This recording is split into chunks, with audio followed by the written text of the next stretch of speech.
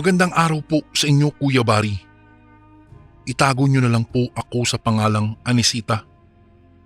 Ang kwentong ibabahagi ko po sa inyo ngayon ay tungkol sa nangyari sa aking anak na tawagin na lang natin sa pangalang Jemwell. Bago po ang lahat, gusto kong magpaabot ng mensahe sa ating mga suking tagapakinig na sana po kung may mga bagay man tayong naisin sa mundo ay manatili tayong mapagkumbaba at tanggapin ng maayos ang mabubuong resulta. Hindi lahat ng gusto natin ay natutupad. Minsan, matututo tayong magparaya, lalo na't alam naman nating dehado pa din tayo gaano man natin kagustong ipaglaban ang isang bagay. Mahirap magkaroon ng katunggaling traidor at mahilig tumira ng patalikod. Mas lalong mahirap magkaroon ng kakilalang mapagtanim ng galit sa dibdib at umaasam pa ng kamatayan sa kapwa para lamang makaganti. Naway magsilbing aral po itong aking kwentong kababalaghan na nakatakda kong ibahagi sa inyo ngayon. Kuya Bari, binata noon ang aking anak nang mangyari po ito sa kanya. Nagkaroon siya ng nililigawang babae na nagngangalang Angel. Maganda ang panlabas at panloob na anyo ng dalaga.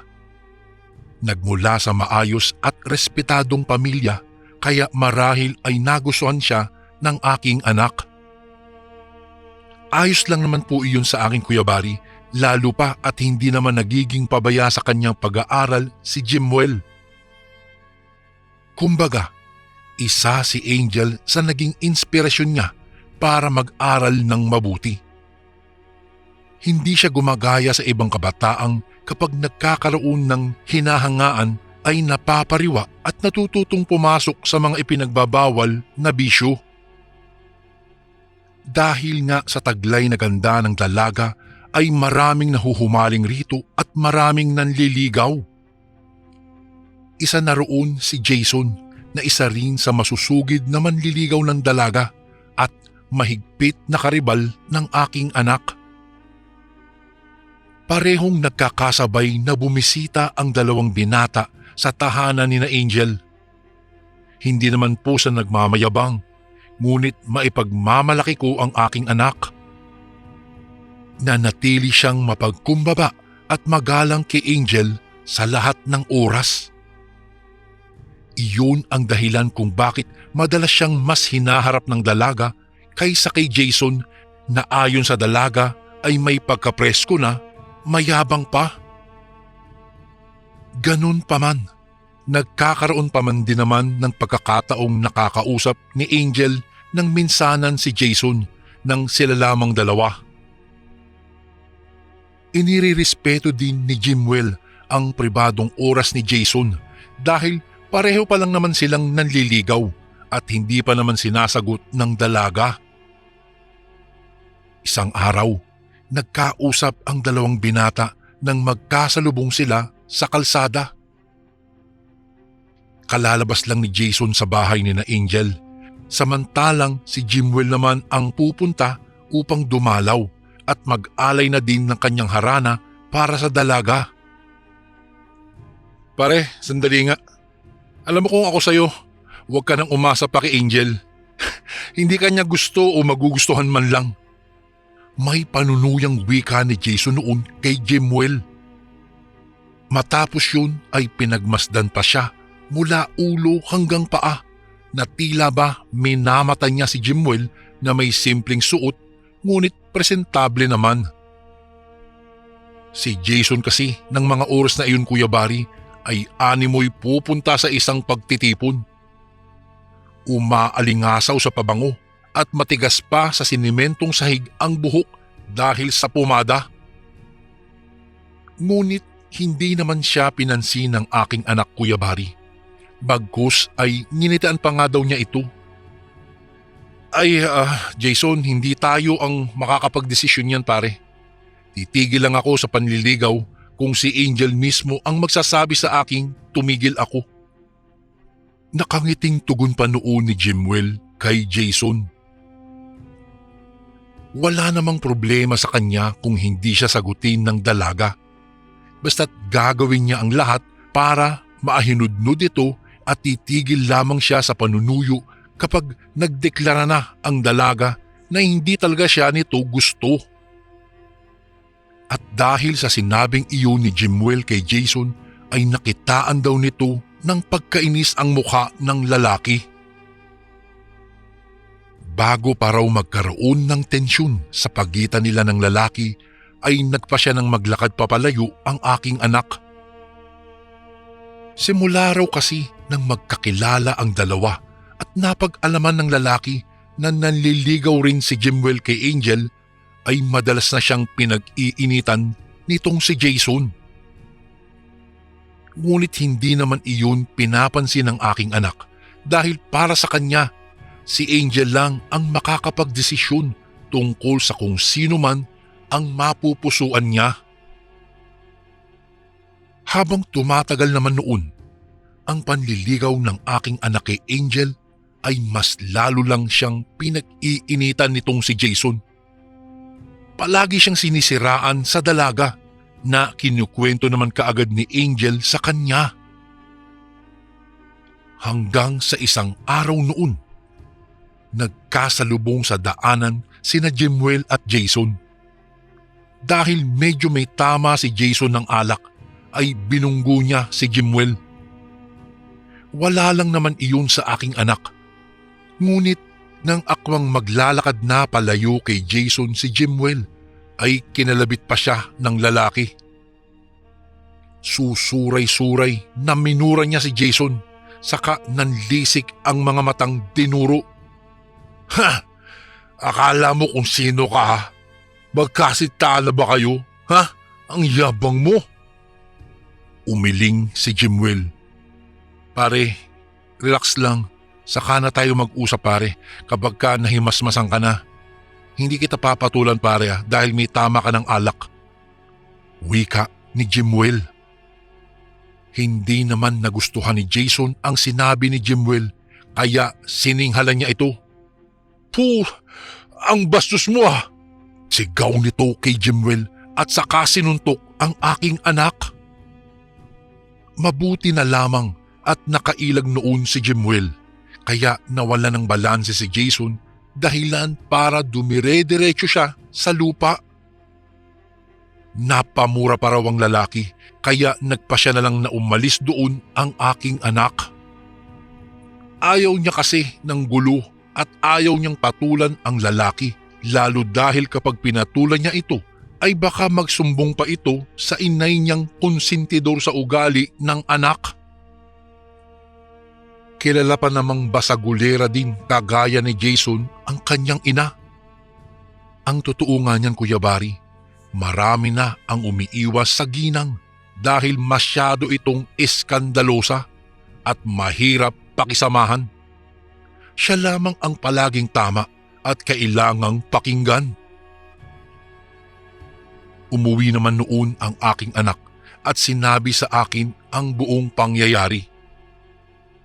Pinagsabihan ko na lamang siya na wag na niyang pansinin ang lalaki at baka sugurin pa kami ng nanay nitong si Jason. Tanging pagtango na lang ang naitugon ng aking anak sa akin. Nang sumunod na araw nga noon, umaga pa lang ay may narinig na kaming sumisigaw sa labas ng aming bahay. Hoy Anisita, ilabas mo nga yung anak mo nang makausap ko. Sigaw ng isang boses na narinig namin. Nako, hindi nga ako nagkamali ng hinala. Nasabi ko na lang sa aking sarili nang makilala ko kung sino iyon. Lumabas din ako ng aming bahay at kinausap ang nanay ni Jason. Pagsabihan mo yung anak mo ha na huwag sasaktan ang anak ko at baka kung anong mangyari pa sa kanya. Sabi pa nito sa akin. Nainis naman ako dahil sa sinabi nito kaya pinagsabihan ko rin siya. Hoy, yung anak mo ang pagsabihan mo ha. Hindi iyong kinukonsinti mo pa ang masamang ugali niya. Pareho nga kayong mag-ina. Anak mo ang sumugod sa anak ko ha, tapos ikaw pang magrereklamo sa akin? Tugon ko naman rito. Ano? Bruha ka talaga. Talagang lalaban ka sa akin ha? Asik niya. Dahil sa sinabi kong iyon, ay sinugod ako nito at sasabunutan sana. Kinuha ko naman ang walis tingting na nakita ko at inakmang ihahampas ko iyon sa kanya. Sige lang, subukan mo lang at hindi ako magdadalawang isip na ihampas ito sa pagmumukha mo. Tandaan mo, nasa harapan ka ng bahay ko ha at ikaw ang sumugod dito. Baka naman gusto mo pang magpatawag pa ako ng pulis para malaman mo kung ano ang pakiramdam ng nakakulong. Sabi ko pa. Napaatras naman siya at nagdabog. Humanda iyang anak mo. Magdudusa siya! Sigaw nito at padabog na umalis. Napailing na lang ako dahil doon Kuya Bari at pinagpasyahan na wag nang pagtuunan pa ng pansin ang sinabi nito. Nagdaan ang ilang araw. Hindi ko akalaing simula ng araw na iyon may mapapansin akong kakaiba sa aking anak. Una, nilagnat siya ng pagkataas-taas. Malimit na itong nakakaramdam ng pananakit ng kanyang likuran. Madalas din itong namumutla at nangangalumata ang mga mata niya. Bago ko po ipagpatuloy ang kwentong ito ay may request sana ako sa iyo kasundo. Isang pindot lang ito kasundo sa subscribe button namin. Malaking tulong po ito sa amin kasundo upang mapagpatuloy pa namin ang mas marami pang magagandang kwento. Salamat sa pag-subscribe mo, bagong kasundo.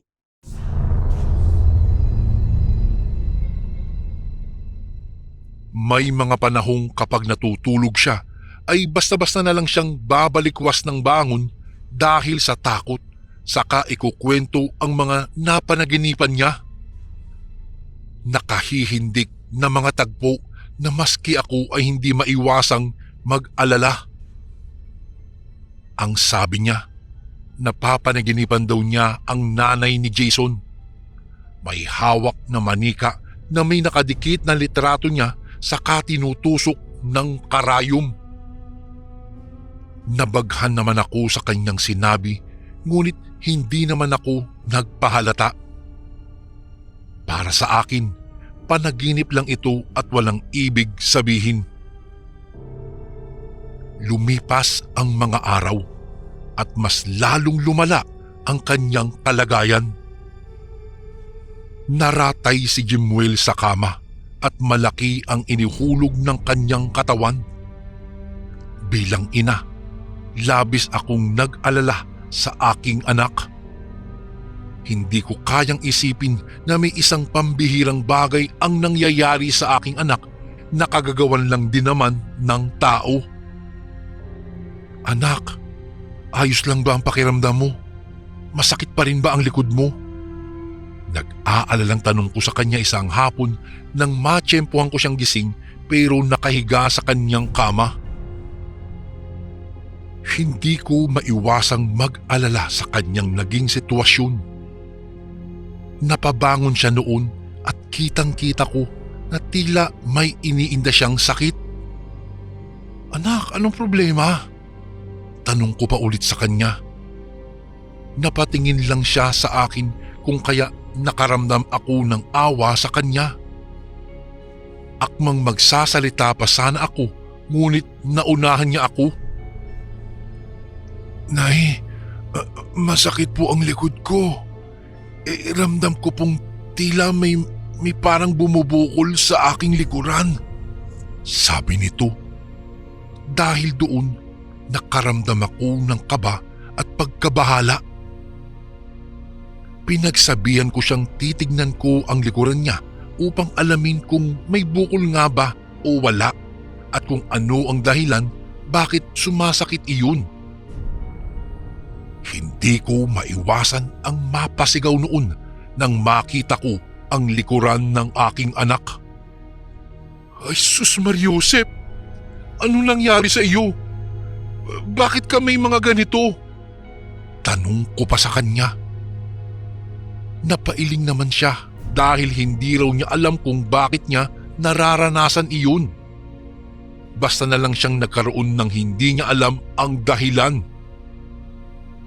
Napatakip na lang ako ng aking bibig at pilit na pinipigilan ang aking luha dahil sa namamagang bukol na nasa likuran ng aking anak.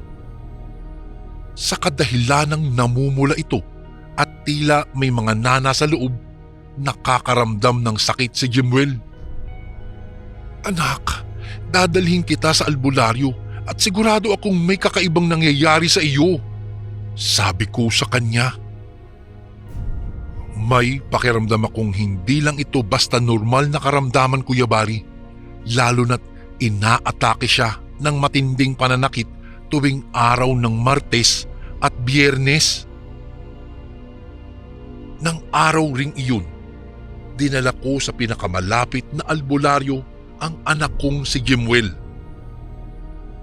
Sa bungad pa lang ng tahanan ng albularyo ay alam na niya ang sadya namin sa kanya.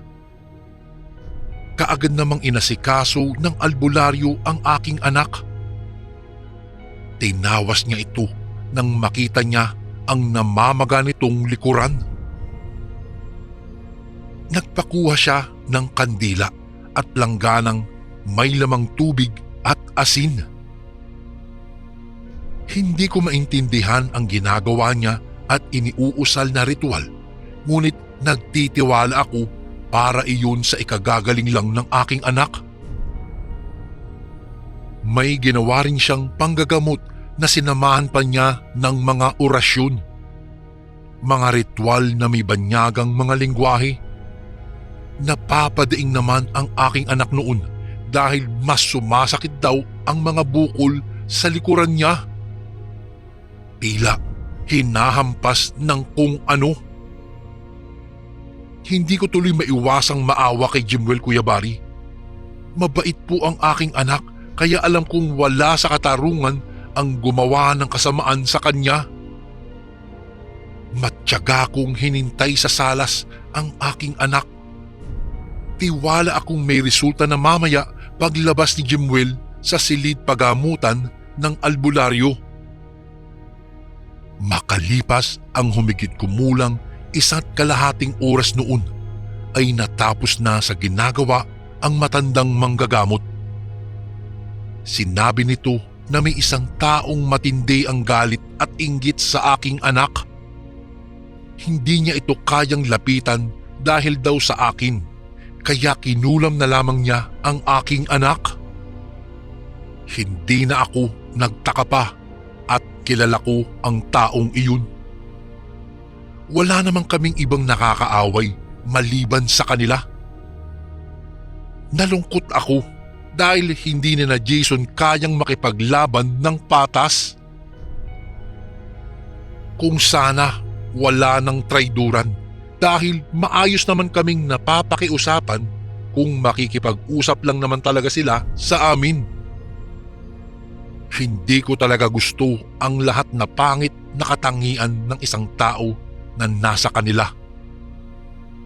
Naiisip ko kaagad kung saan ba at papaano nagawa ng inay ni Jason ang kanyang pangungulam.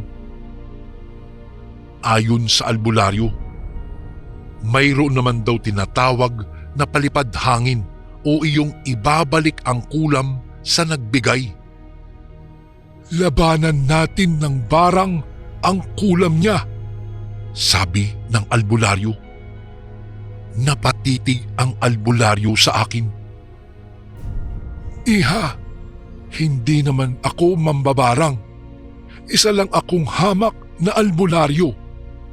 Kung gusto mo, may ituturo akong isang tao sa iyo na makakatulong dyan sa problema mo. Tanging panggagamot lang kasi ang kaya kong gawin, Iha.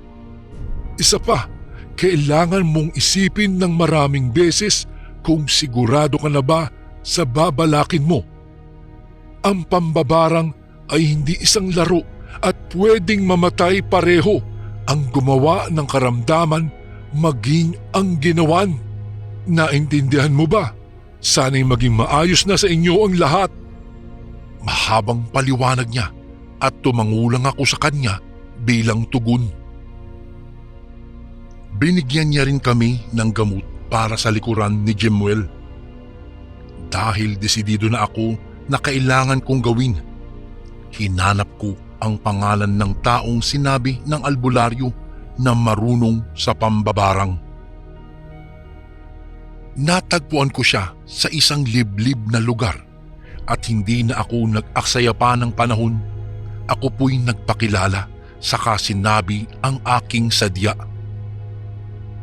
Ikinatuwa ko ang sinabi niyang gagawin ang aking gusto at nagbayad ako ng malaking halaga. Tinanong pa nga niya ako kung anong ganti ang nais ko kaya sinabi ko naman iyon sa kanya. Ako na ang bahala, sabi na lamang niya kaya umuwi na kami ni Jemuel. Sa paglipas noon ng araw, pansin kong unti-unti nang gumaling ang aking anak. Lumiit na rin ang mga bukol sa kanyang likuran at hindi na rin namamaga ito. Minamatyagan naman namin noon ang mag-ina kung ano na ang nangyari sa kanila. May kumalat din kasing balita noon sa aming lugar na may nangyayaring kakaibang bagay sa mag-ina. Naku, suka ng suka kahit wala namang isinusuka. Dinig ko pa noon sa kapitbahay naming nag-uusap tungkol sa kalagayan ni Jason. Lihim naman akong napangiti dahil doon. Bagay lang iyon sa kanya. Bulong ko pa at saka nagpa siya ng umalis. Kami naman ng aking anak ay nagpatuloy pa din sa pagpapagamot hanggang sa tuluyan na nga niyang nabawi ang kanyang lakas. Sa ikapitong araw na gamutan ni Jemuel ay gumaling na nga siya. Masaya naman ako dahil doon. Isa pang nagpapasaya sa akin noon ay ang paglala naman ng sitwasyon ni Jason. Ayon kasi sa mga kapitbahay namin noon, iyak ng iyak ang ina nito nang isugod niya ang anak niya dahil suka raw ito ng suka. Labis pa raw na nagimbal ang babae noon dahil sa buhay na bulati na ang isinusuka ng kanyang anak. May halo na rin kasing dugo ang suka nito dahil baka nagkakasugat-sugat na ang kanyang lalamunan. Noong tuluyang gumaling naman si Jemuel, ay siya namang lumala ang sitwasyon ni Jason. Ang balita ko nung huli ay napagpasyahan daw na dalhin ito sa albularyo at iyon nga ang sabi na binabarang ito. Pinag-inita naman ako ng ina nito dahil ako raw ang may gawa noon sa kanyang anak. Ipinagamot niya ang anak niya. Ayon sa albularyo, ay baka kalahati lang daw ang tsansang gumaling pa ito. Gayong nilalabanan kasi ng barang ang pangkukulam na ginawa nila sa anak ko. Hindi naman namin nais na humantong sa ganoon, ngunit wala na kaming magagawa pa dahil ang mga ito mismo ang nagsimula ng lahat ng kaguluhan. Marahil ay malakas din ang albularyo at pambabarang na ginawa sa bata kaya pinahirapan ito ng husto bago ito tuluyang binawian ng kanyang buhay. Nakonsensya man ako noon dahil sa nangyari. Naisip ko rin kapag hindi ko yun ginawa, marahil ay ang anak ko rin ang nawala naman sa akin. Dahil sa nangyaring iyon, nilisan ng ina ni Jason ang aming lugar at walang nakakaalam kung saan ito tumungo. Mabuti na nga lang din at nadala na ito sa nangyari sa kanyang anak kaya hindi na ito gumanti pa sa amin. Magmula po noon, naging maayos na ang aking anak kahit pa hindi rin ito naging kasintahan ni Angel. Ngayong matanda na ako, Bahagi na ng buhay ko ang pangyayaring iyon. Noon siguro'y naudyok lang ako, ngunit ito ay pinagsisisihan ko rin ngayon. Alam ko po na hindi talaga tama ang gumawa ng kasamaan o ang pagganti sa kapwa. Dala siguro ng sobrang sama ng aking nararamdaman noong mga oras na iyon, dahil sino ba namang ina ang hindi ipagtatanggol kapag inaapi na ang kanilang anak? Siguro Kuya Bari, kung hindi ko rin iyon ginawa, ay malamang nasa hukay na ang anak ko ngayon. Ipinagpapasa Diyos ko na lang ang pangyayaring ito. Kung mayroon man akong pagkakasala o dapat panagutan, sana po'y mapatawad niya ako. Dito ko na po tatapusin ang aking kwento tungkol sa kulam at barang na naranasan namin ng aking anak. Kahit kailan, wala talagang maidudulot na maganda ang dalawang bagay na ito. Hanggang dito na lang po at maraming salamat po Kuya Bari kung sakaling piliin niyo rin pong itong basahin sa mga susunod na araw. God bless po and more power po sa inyong channel. Lubos na gumagalang, Anisita.